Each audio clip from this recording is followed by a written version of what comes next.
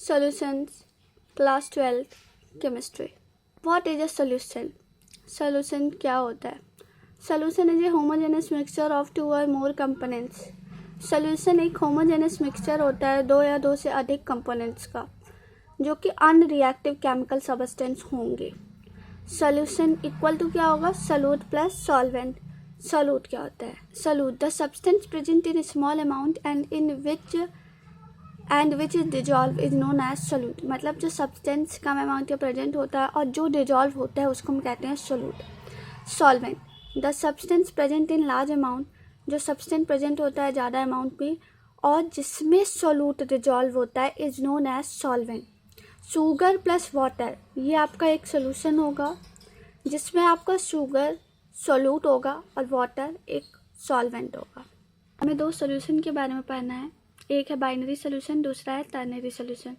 Binary solution, the solution in which two components are present is known as binary solution. ऐसा solution जिसमें दो component present होंगे उसे हम कहेंगे binary solution. Ternary solution, the solution in which three component are present is known as ternary solution. Binary और टर्नरी का मैंने आपको एक एक एग्जाम्पल दे दिया है, आप इसको नोट कर लीजिए और याद कर लीजिए. बाइनरी का एग्जांपल है शुगर प्लस वाटर, चीनी प्लस पानी, सॉल्ट प्लस वाटर, नमक प्लस पानी. और टर्नरी का एग्जांपल है water plus methanol plus ethanol. ये जो टर्नरी वाला है ये पेपर में एक नंबर में पूछ लिया जाता है, इसीलिए आप इसको याद रख लें. टाइप्स ऑफ सोल्यूशन, तीन टाइप के सोल्यूशन होते हैं. पहला saturated solution, the solution in which no more solute can be dissolve in liquid solvent at same temperature and pressure. मतलब ऐसा सोल्यूशन जिसमें और सोल्यूट डिजॉल्व नहीं हो सकता उस लिक्विड सॉल्वेंट में at same temperature and pressure. Unsaturated solution, the solution in which more solute can be dissolve at same temperature and pressure. मतलब ऐसा सोल्यूशन जिसमें और भी सोल्यूट डिजॉल्व हो सकता है at same temperature and pressure. Super saturated solution, the solution in which no more solute can be dissolve after increasing the temperature. मतलब ऐसा सोल्यूशन जिसमें आपका और सोल्यूट नहीं डिजॉल्व होगा अगर आप टेम्परेचर इंक्रीज करेंगे तो भी, is known as super saturated solution. Dilute solution, the solution in which the quantity of solute is small in comparison to solvent. मतलब डाइल्यूट सोल्यूशन वो सोल्यूशन होता है जिसमें जो सोल्यूट की क्वांटिटी होती है वो in the comparison of solvent कम होती है. और इसका अपोजिट होता है कंसनट्रेट सोल्यूशन, इसमें जो है जो सोल्यूट की क्वांटिटी होती है वो ज़्यादा होती है in the comparison of solvent. The solution in which solute is present in large amount in comparison to solvent. Mass percentage is equal to होता है मास ऑफ सोल्यूट आप divide by mass of solution into 100. और वही volume percentage होता है volume of solute divide by volume of solution into 100. और ppm मतलब होता है mass of solute divide by mass of solution into 10⁻⁶. और सिमिलरली मोल फ्रैक्शन में होता है, मोल फ्रैक्शन में दो फार्मूला होगा, एक आपका होगा मोल फ्रैक्शन ऑफ सोल्यूट, दूसरा होगा मोल फ्रैक्शन ऑफ सॉल्वेंट. तो मोल फ्रैक्शन ऑफ सोल्यूट हम स्मॉल एन को ले रहे हैं सोल्यूट और कैपिटल एन को हम ले रहे हैं सॉल्वेंट. तो फिर ऐसा एजम्पशन मानने के बाद जो मोल फ्रैक्शन ऑफ सोल्यूट होगा वो होगा small n divide by small n plus capital n, और मोल फ्रैक्शन ऑफ सॉल्वेंट होगा capital n divide by small n plus capital n. Solubility, the number of solute dissolve in 100 gram of solvent is known as solubility. कितना number of solute 100 gram of solvent में dissolve हो रहा है इसको हम क्या कहते हैं? सॉल्युबिलिटी.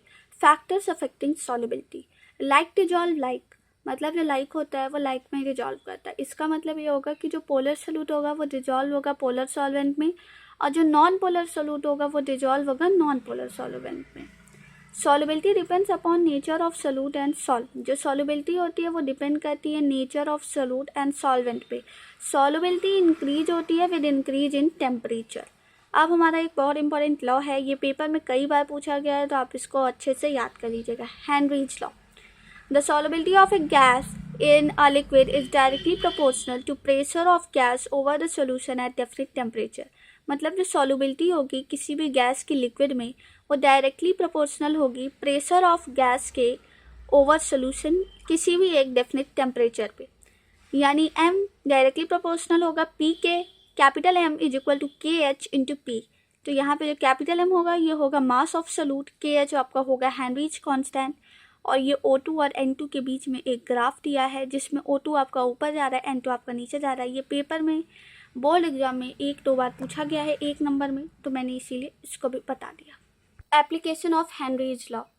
पहला, to increase the solubility of CO2 in soda water and soft drink the bottle is sealed under high pressure.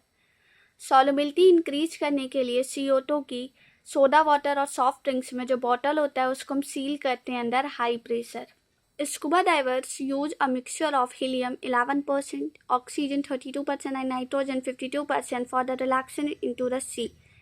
मतलब स्कूबा डाइवर्स यूज करते हैं मिक्सचर हीलियम का 11%, ऑक्सीजन का 32%, नाइट्रोजन का 52% रिलैक्स करने के लिए सी में। मतलब वो जो अपने पीछे एक टैंक कैरी करते हैं बॉटल टाइप का, उसमें ये कंपोजिशन रहता है। Then scuba divers come at the surface of sea, the pressure decrease. मतलब जब वो सरफेस पे आ जाते हैं तो प्रेशर डिक्रीज हो जाता है और जो सॉल्युबिलिटी होती है डिजॉल्व गैस की ब्लड में वो भी डिक्रीज हो जाती है, जिसकी वजह से फॉर्मेशन हो जाता है N2 बबल्स का ब्लड में। और ये जो बबल्स होते हैं ये अफेक्ट करते हैं नर्वस इम्पल्स को और एक डिजीज पैदा करवा देते हैं जिसको हम कहते हैं बेंस। ये बहुत ही ज़्यादा पेनफुल होता है और डेंजरस होता है लाइफ के लिए। Third point, at high altitudes pressure of oxygen in blood. High altitudes पे जो प्रेशर होता है ऑक्सीजन का ब्लड में पीपल के, वो लो हो जाता है। सो वो लोग फील वीक करने लगते हैं, मतलब फील करने लगते हैं वीक और अनेबल हो जाते हैं सोचने के लिए। और इससे जो डिजीज होता है उसको हम कहते हैं एनॉक्सिया। मतलब हाई एल्टीट्यूड्स पे जो ऑक्सीजन का प्रेशर होता है ब्लड पे वो वीक हो जाता है, जिसकी वजह से लोग वीक फील करने लगते हैं और सोच नहीं पाते हैं। और ये जो डिजीज होता है इसको हम एनॉक्सिया कहते हैं।